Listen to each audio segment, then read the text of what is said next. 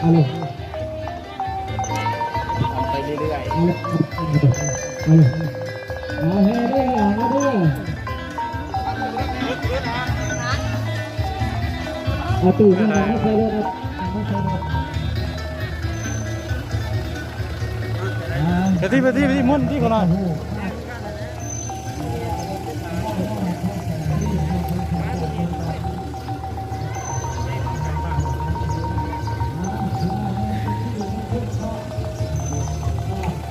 ใช่ครับ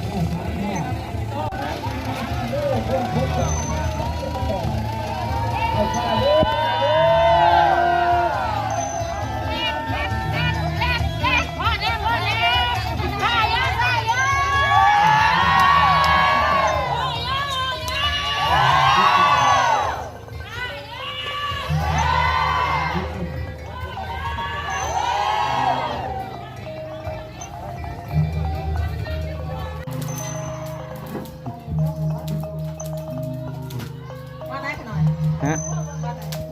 วัดหัวเล่าแมน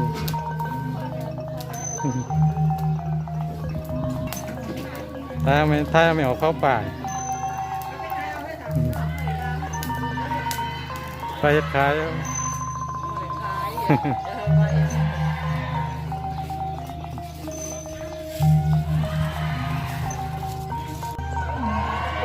ไปอัดเอกสารเนี่ย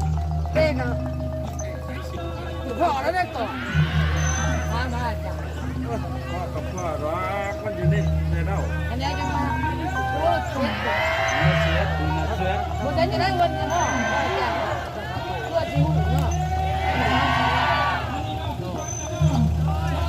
ลูกคนนี้ยังกันเพื่อเอาผัวไปกินหกยังไงเลยมา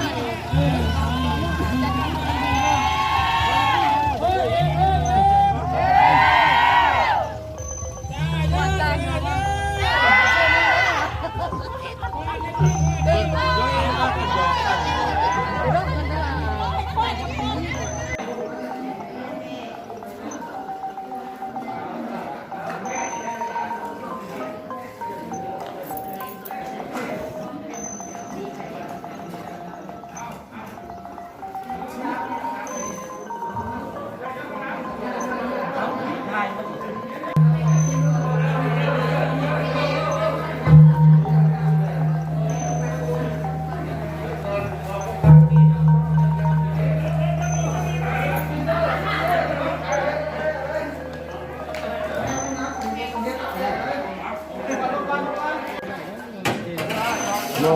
อาศัยคนยอบปอก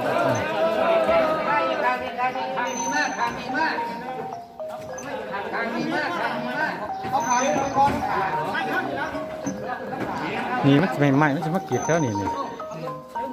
ขั้นคนเขากองจับโดนจับกองโดน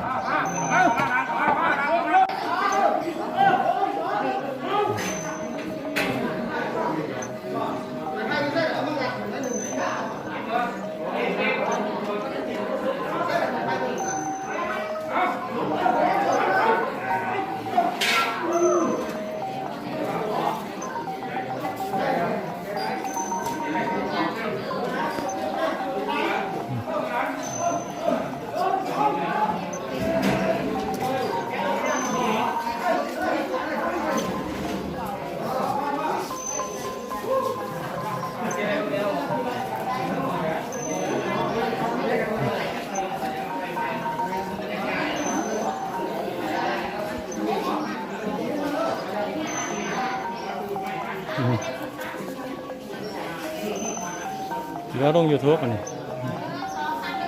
ลง YouTube ครับเลย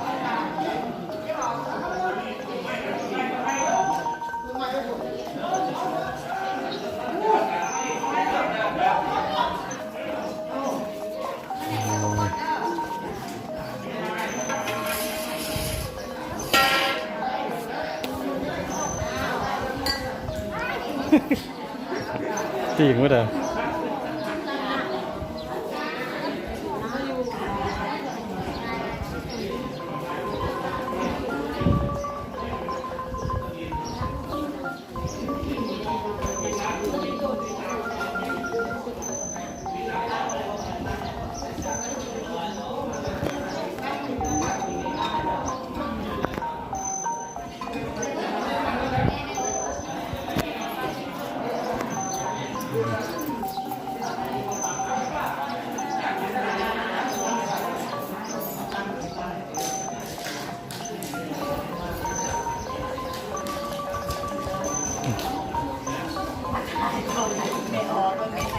แนมได้ไหมวะเอ้ย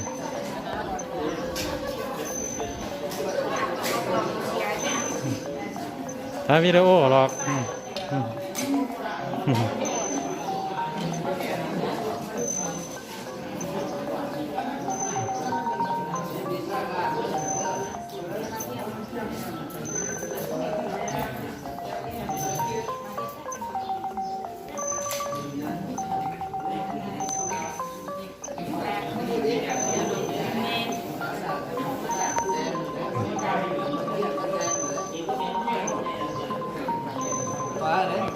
นี่ออกของเขาก็ต้องมีของเนาะชีวิตโครงการเลยดิ